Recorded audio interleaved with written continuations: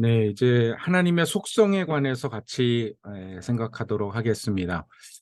우리 선박의 키 또 과제 점검은 매주 이렇게 진행을 하시면 좋고요. 아마 매 과를 진행하시면서 처음에 한 30분 정도는 성경 읽으면서 큐티한 거, 또 지난주 예배 설교 요약한 것 중에서 또 은혜 받은 것, 또 이렇게 미리 복습하고 또 예습한 것 이런 것들을 쭉 정리하면서 이 선박의 키도 꼭 반드시 매주 점검을 하면서 이렇게 진행을 해주시면 되겠습니다. 그래서 처음에는 양육자가 다 계속 선박의 키를 그리면서 쭉 진행을 하고요.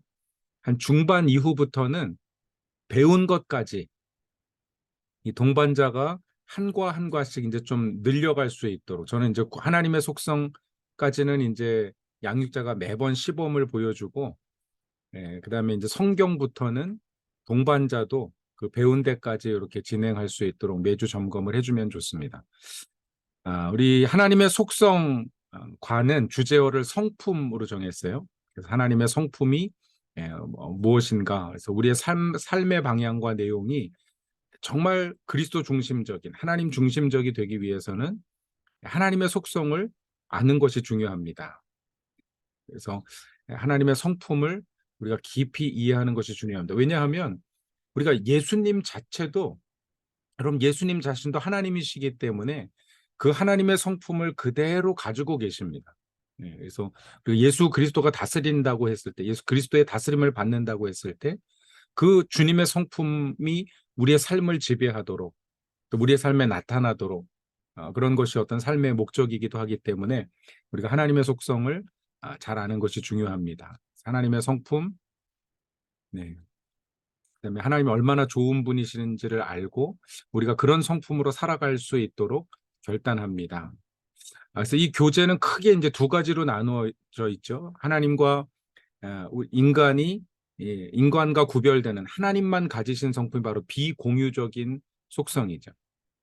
그래서 비공유적인 속성은 하나님만 가지고 계시기 때문에 우리가 경배하고 찬양하고 하나님을 높여드리는 예배와 찬송의 근거가 될 수 있습니다.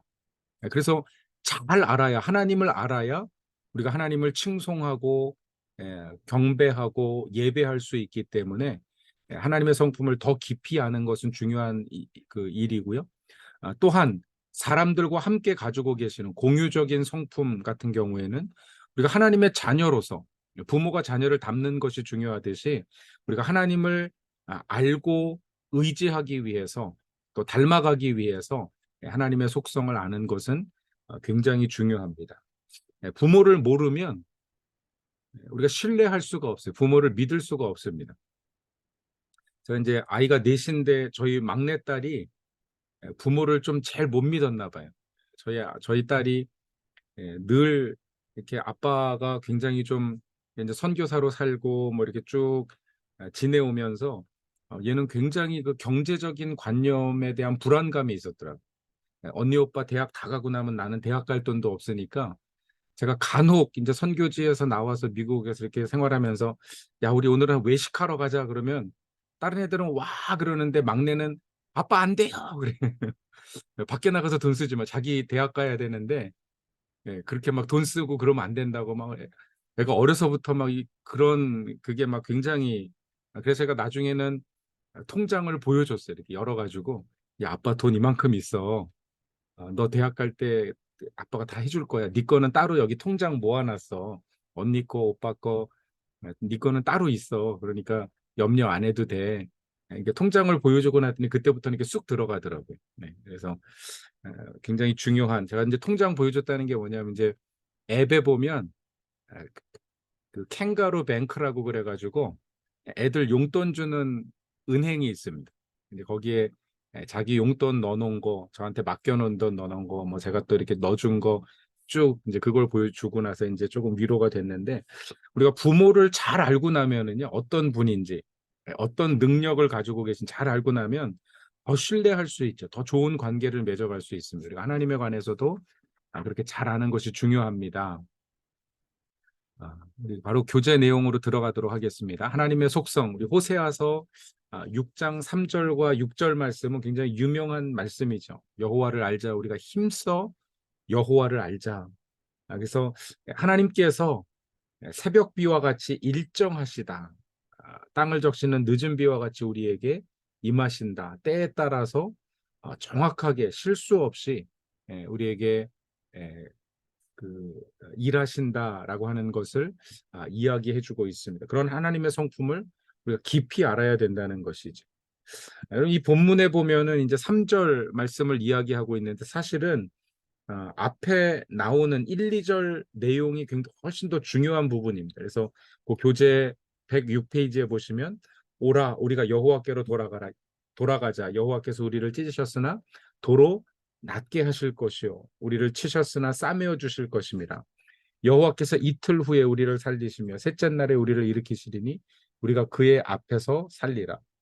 그래서 호세아는 하나님이 우리를 징계하고 벌하실지라도 반드시 돌이켜서 용서하게 회개하게 하시고 용서하시고 치유하고 회복하시는 하나님이라는 사실을 이야기해주고 있습니다. 하나님이 어떤 분이신지를 알아야 때로는 하나님께서 치시고 또 우리가 상처 입고 넘어졌을 때 하나님을 바라보고 의지할 수 있게 되는 것이죠.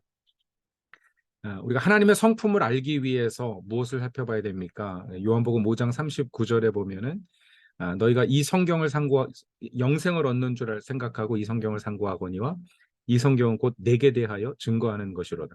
그럼 성경은 하나님에 관하여 계시된 책입니다. 성경은 하나님께서 계시해 주신 책이 하나님에 관하여 인간에 관하여 또 하나님의 계획에 관하여 계시해 주신 책입니다. 그래서 우리가 하나님을 알기 위해서 또 하나님의 계획을 알기 위해서 또 인간 우리 자신을 알기 위해서 성경으로 돌아가서 성경을 아는 것은 굉장히 중요한 일입니다. 그래서 우리가 성경을 통해서 하나님의 속성을 함께 살펴보도록 하겠고요.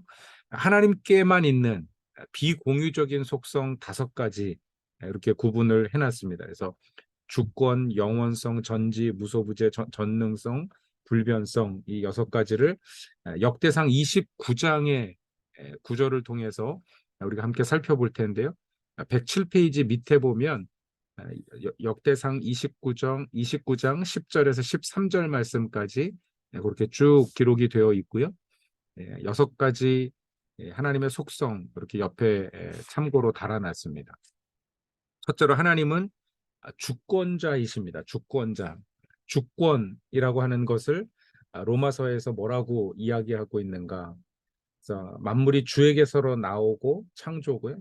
또 주께로 말미암고 구속자이시고 주께로 돌아갑니다. 결국 우리가 하나님 앞에 돌아가서 심판받게 될 것입니다. 그래서 하나님의 주권을 창조, 구속, 심판 이런 어떤 세계관을 가지고 설명하고 있는 것을 볼 수 있습니다.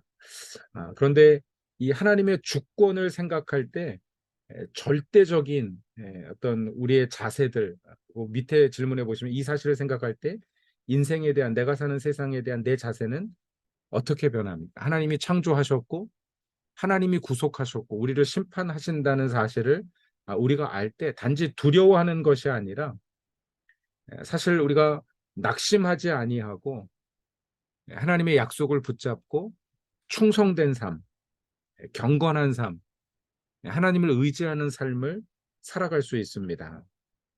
그런 관점이고요. 네, 그 뒤에 보시면은 이제까지 내 인생의 주인은 누구였으며 추가 질문 제일 밑에 보시면은요. 지금 당신의 인생을 주관하고 있는 분은 누구십니까? 주권자라고 했을 때는 sovereign, ruler, 우리를 다스리시는 분이고 우리의 삶을 인도해 가시는 분인데 누가 나를 다스리고 있는가? 내 삶을 다스리는 것이 무엇인가? 우리가 어떤 busyness, 분주함에 다스림을 받고 있는가? 아니면 어떤 물질의 다스림을 받고 있는가? 많은 경우에 두려움에 다스림을 받는 경우도 있어요. 그래서 건강에 대한 두려움 때문에 막 건강에 대해서 신경 쓰고 여러 가지로. 그래서 우리가 무엇이 나를 다스리고 있는가? 어떻게 하나님이 다스리는 삶을 살아갈 것인가? 이런 부분들을 한번 고민해 볼 필요가 있습니다. 두 번째, 하나님의 비공유적인 속성은 영원하십니다. 그래서 하나님의 영원성에 관해서 이사야에서 나는 처음이요 마지막이라. 디모데전서 1장 7절에서는 영원하신 왕, 곧 썩지 아니하고 보이지 아니하시는 하나님이 영적인 존재로서 영원하시다고 하는 사실을 우리에게 이야기하고 있습니다. 또 과거에 역사하셨던 하나님, 장래에도 영원히 역사하실 하나님이 현재에도 역사하신다는 사실을 깨닫게 될 때, 왜냐하면 영원하신 분이시기 때문에 우리에게 어떤 유익이 있습니까? 성경의 하나님이 지금도 나와 함께 하시는 것이죠. 성경에 일어났던 수많은 일들이 하나님이 원하시면 하나님의 때 하나님의 방법대로 지금도 하나님 역사하실 수 있으십니다. 그 하나님을 알고 그 하나님을 의지할 수 있는 그런 믿음을 가질 수 있습니다. 세 번째, 전지하심, 모든 것을 아시는 하나님이시죠. 사실 아마 이게 하나님의 속성 중에서 제일 좀 이렇게 불편한 진실인 것 같습니다. 왜냐하면 이제 모든 사람들이 다 숨기고 싶은 것이 있고 피하고 싶은 것이 있는데, 모든 것을 다 보고 있다 그러면 다 아시고 계시다, 좀 기분이 이상하겠죠. 만약에 여러분 지금 방에 계실 텐데 그 방에 CCTV가 달려 있다고 생각해 보세요. 누군가 나를 지금 보고 있다. 뭐 사실 우리 노트북 카메라나 뭐 웬만한 컴퓨터 카메라가 해커들이 다 들여다볼 수 있는 뭐 그런 시스템 시대에 우리가 나만 모르지 사실 그런 시대에 살고 있는 게 사실이죠.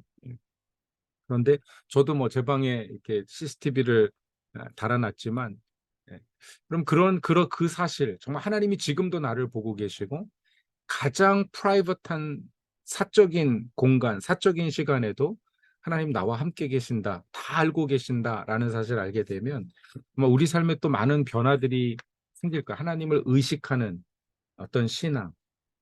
근데 이 사실은 우리에게 어떤 죄책감을 주기 위한 것이 아니라 방종에 빠지지 않게 만들어줍니다. 지나친 자유는 방종으로 흐르게 되는데, 우리가 우리에게 주어진 자유를 책임감 있게 사용할 수 있도록 만들어주는 것이 바로 하나님의 전지하심이죠.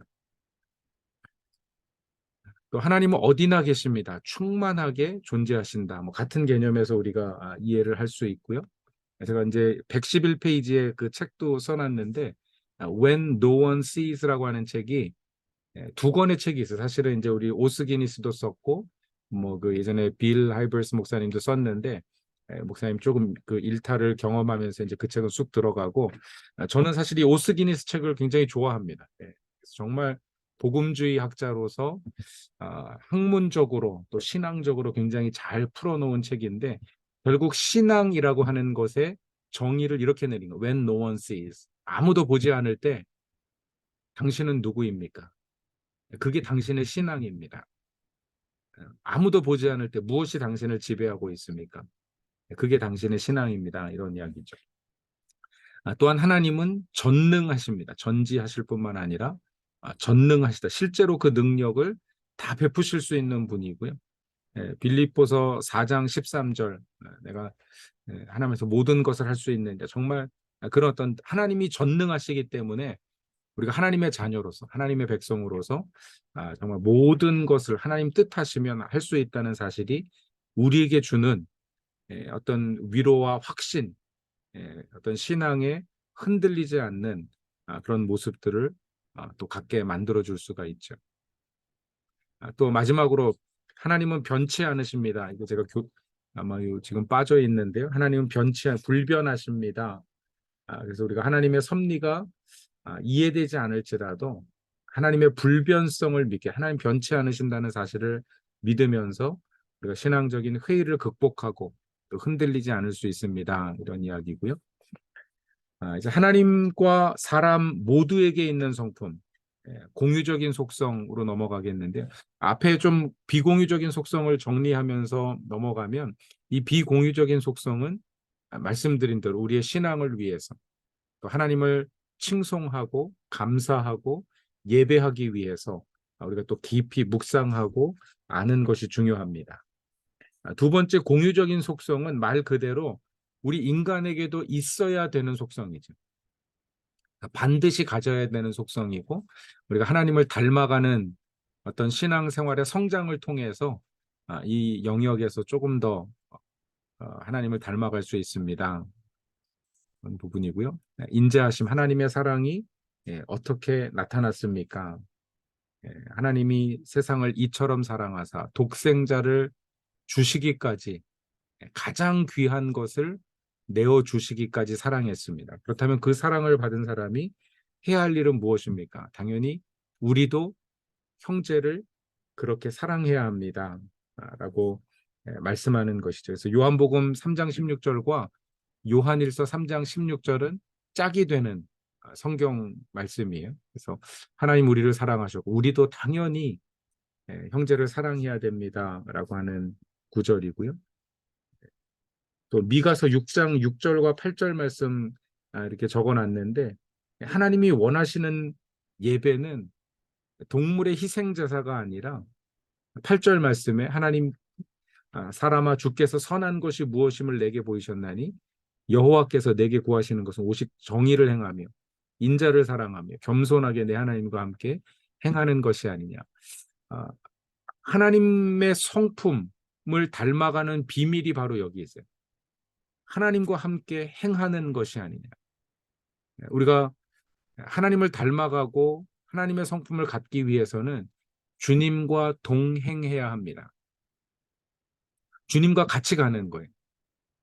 함께 행하는 것입니다. 하나님과 함께 우리가 모든 일을 감당하는. 그러니까 나 혼자 일하는 게 아니라 이걸 하나님께서 하시면 어떻게 할까? 제가 이제 그 큐티 하면서 제일 기억에 남았던 게 우리 LA에 계시는 안경점 하시는 집사님이셨는데, 안경점이 잘 돼가지고 한 4명, 5명 이렇게 직원을 고용하셨는데, 그때 뭐 굉장히 좀 어려운 문제가 그 뭐 IMF 뭐 이렇게 어려운 문제가 지나면서 98년, 99년도에 이 집사님이 직원을 이제 다 레이오프를 하셔야 되는 거예요. 그러면서 우리가 큐티 모임 하면서 그분이 가지셨던 질문이 주님이라면 어떻게 하셨을까? 이걸 가지고 고민하시더라고요. 그 비즈니스 오너로서 내가 내릴 결정은 분명한데 주님이라면 어떻게 하셨을까? 네. 그러니까 그게 어떤 우리 삶의 지표가 되어야 할 것 같습니다. 정말 하나님이라면 어떻게 하실까? 네, 성실하심, 하나님에게는 이 성실이라고 하는 단어가 사실은 피스테오라고 하는 그 헬라어인데, 피스테오. 그러니까 성실이 열심히 일한다 이런 의미도 있지만, 피스테오라고 하는 단어는 믿음이라는 의미도 있습니다. 믿음이라는 단어도 피스테오에서 왔어요. 믿을만하다. 그게 성실함이죠, 사실은. 믿음. 그래서 거짓이 없는, 숨긴 것이 없는 이런 의미를 가지고 있습니다. 그래서 하나님은 거짓이 없고 숨긴 것이 없고 믿을만 하신 분이십니다. 이렇게 이야기를 하고 있죠. 그럼 제가 이제 선교지 있으면서 또 이제 그 선교 행정가로 선교 본부에서 일하면서 들었던 질문 중에 제일 슬픈 질문이 이런 질문. 선교사님, 선교사 중에서 믿을 만한 분 좀 소개해 주세요. 이런 얘기를 듣는데 이게 무슨 얘기인가? 선교사가 믿지 못할 존재인가? 이건 정말 슬픈 이야기죠. 목사님, 목사 중에서 믿을 만한 사람 소개해 주세요. 성도님, 크리스찬 중에서 믿을 만한 비즈니스맨 좀 소개해 주세요. 이건 아주 슬픈 이야기죠. 그래서 정말 하나님은 믿을 만한 분, 성실하신 분이시거든요. 우리도 우리 삶에 정말 다른 사람들이 믿을 만한 trustworthy, 정말 믿을 만한 가치가 있는 사람, 또 모든 일에 책임지는 그런 어떤 성실함을 우리가 가지고 있어야 합니다.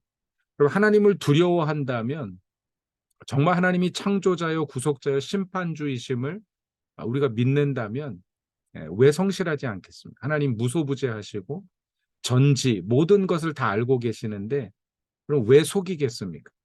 그래서 우리가 이 성실함은 하나님의 성품을 깊이, 비공유적인 성품을 이해하고 확신해야, 경험해야 더 성실해질 수 있어요. 그래서 이게 뭐 하나님의 그 10가지 성품들이 다 관련이 되어 있기 때문에 우리가 비공유적인 성품도 잘 알아야 합니다. 또 하나님은 네, 그 다음은 의로우십니다. 네, righteousness. 네, 그래서 의로우신 하나님처럼 우리도 의로워져야 되는데 어떻게 의로워질 수 있는가? 사실 이 의로움이라고 하는 것은 예수 그리스도의 성품이죠. 그래서 로마서에도 너희가 그리스도로 의의 옷을 입으라 이렇게 이야기하는데 우리가 예수 그리스도로 계속 의의 옷을 덧입어야 됩니다.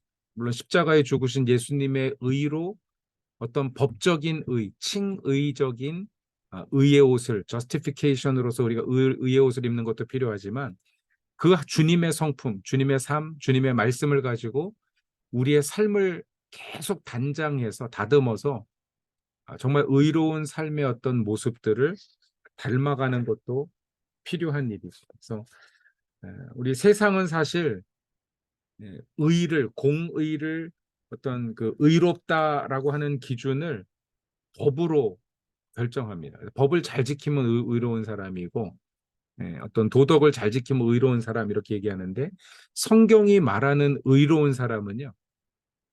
하나님의 말씀에 순종하는 사람, 그 도를 따르는 사람입니다. 그래서 정말 예수 그리스도를 깊이 알고 하나님 말씀에 순종하는 삶을 통해서 의로움을 이루어가야 합니다. 네, 그 다음 죄송합니다. 네 번째로는 공의, 공의하심. 그래서 하나님은 공정하시고 그 공정하심은 하나님의 심판에 잘 나타나 있습니다. 이러한 성품을 잘 이해함으로 나의 생활 가운데 변화되어야 할 모습은 어떤 것이 있을까요? 그래서 하나님께서 죄와 타협하지 아니하시고 정말 공정하게 공의롭게 판단하시는 것과 마찬가지로 우리도 우리 삶에서 공정한 타협하지 않는 어떤 불의와 죄와 타협하지 않는 그런 삶의 모습을 가져야 합니다. 그 밑에 설명해 보시면은요. 114페이지 아래 설명해 보시면 신명기 22장 10절 말씀해 보면 섞어 짠 옷을 입지 말라 이렇게 이야기를 해요. 다른 직물을 가지고 섞어 짠 것을 입지 말라 이렇게 이야기하는데 하나님의 백성들로 하여금 세상과 섞이지 말라는 것이죠. 그래서 이 섞이지 말라는 것이 세상과 교제하지 말라는 것이 아니라 타협하지 말라. 세상에 영향을 받지 말라. 도리어 세상을 변화시키고 세상에 영향을 주는 삶을 살아야 된다. 그런 말씀을 하고 있습니다. 그래서 이런 부분에서 우리가 그리스도인으로서의 성품을 잘 개발하고 정말 그리스도가 다스리는 삶, 예수님의 성품, 닮아가는 삶을 산다면 이런 성품들이 더 풍성하게 열매가 맺히리라고 생각을 합니다. 뒤에 이제 삼위일체 부분은 여러분들이 한번 쭉 보시면서 좀 설명을 하시면 좋겠고 뒤에 김영재 교수님이 쓴 삼위일체 교리 재인식에 관한 글을 좀 이렇게 발췌를 해놨습니다. 여러분들 한번 좀 읽어 보시면은 도움이 될 수 있겠고요. 사실 이 삼위일체는 우리가 완벽하게 이해해서 충분하게 설명한다는 것이 결코 쉽지 않은 그런 부분이죠. 우리 자신도 이해하기 어려운 부분이고 또 설명을 하다 보면 양태론적인 물, 수증기, 얼음이 다 H2O듯이 하나님도 성부, 성자, 성령도 뭐 그렇다 이런 식으로 설명하는 것이 신학적으로는 이게 굉장히 틀린 설명입니다. 양태론적인 설명이라 그래가지고 다 잘못된 설명인데 그래서 우리가 성부, 성자 하나님을 완전히 이해할 수는 없어요. 그런데 하여튼 저는 이게 삼위일체가 우리 인간의 타락한 지성과 이성의 하나님을 소개할 수 있는 최고의 신학적인 어떤 변증이 아닌가 이런 생각을 해보게 됩니다. 왜냐하면 이슬람들에게 있어서 단일 신론을 가지고 있는 유대인이나 이슬람들은 뭐 예수님이 하나님의 아들이라는 거에 굉장히 엘러직 반응을 일으키죠. 하나님은 하나밖에 없어야 되는 단일 신론 세계관을 가지고 있기 때문에. 그런데 바로 그 예수님이 하나님이다라고 하는 사실에는 반응합니다. 그래서 그 라빌 꾸라이시라고 하는 분이 알라를 찾다가 예수를 만나다 라고 하는 책을 쓰셨어요. Finding Allah, Finding Allah, Seeking Allah, Finding Jesus라고 하는 책을 쓰셨는데, 이 라빌 쿠라이시도 무슬림이었는데 하나님을 찾다가 예수님이 알라, 곧 하나님이라는 사실을 깨달은 거예요. 예수님이 인간이 아니라 하나님이시라는 사실을 깨닫는 순간 그가 크리스찬으로 개종을 해버렸습니다. 그래서 이 무슬림들에게는 삼위일체 이론이 이 한 하나님이다라고 하는데 더 집중이 돼 있는 거죠. 더 이해가 잘 되는 어떤 부분이고, 또 사실 헬라 세계관을 보면은요, 유대교의 하나님은 한 분이시다라고 하는 그 하나님이 인간의 몸을 입고 이 땅에 내려오셨다, 성육신, 그 예수님을 소개하는 데 있어서 가장 효과적인 언어가 아들 언어였어요. 예수님은 하나님의 아들이시다. 이 헬라 세계관에서는 제우스의 아들, 무슨 그 신들의 아들이라는 개념이 너무 자연스러웠기 때문에 예수님을 하나님의 아들로 소개하면 예수님도 하나님이시구나라는 걸 알 수 있었기 때문에 결국은 이 삼위일체 용어를 통해서 이 헬라 세계관, 로마 세계의 어떤 다신론자들을 유일신론을 믿게 하는데 굉장히 중요한 신학적인 어떤 파운데이션이 되었는데, 사실 그런 부분에서 이 삼위일체 교리가 사실 전 세계 선교 현장에서는 굉장히 전략적으로 이렇게 잘 활용이 될 수가 있죠. 결국 예수님께서도 우리가 쭉 살펴보았듯이 아버지와 나는 하나다. 예수님도 하나님이심을 천명하셨습니다. 예수님도 하나님이세요. 제가 이제 우리 베들교회 와서 설교하면서 어느 한 분이 그런 질문했어요. 목사님들이 맨날 예수님 설교만 하는데 하나님 설교도 해주세요. 이렇게 그런 얘기 들은 적이 있어요. 예수님에 대해서 잘 알면 하나님도 알아야 됩니다. 나를 본 자는 하나님을 보았다. 라고 예수님 말씀하셨기 때문에, 아버지와 나는 하나다라고 얘기했기 때문에, 그래서 오순절 성도들은 성령 체험을 통해서 하나님을 만나게 되는 거고요. 유대인들은 성부 하나님, 유일신론을 가지고 하나님을 만나게 되는 거고, 또 예수님 복음 시대에 살아가는 우리 크리스찬들에게 있어서는 우리 예수 그리스도에서 깊이 알아가면서 구약의 하나님이 어떤 분이신지를 더 깊이 알아갈 수 있습니다. 그래서 우리 하나님에 대해서 이렇게 삼위일체를 좀 보시면 되고, 그림을 하나 이제 이렇게 그 인용을 해놨는데요.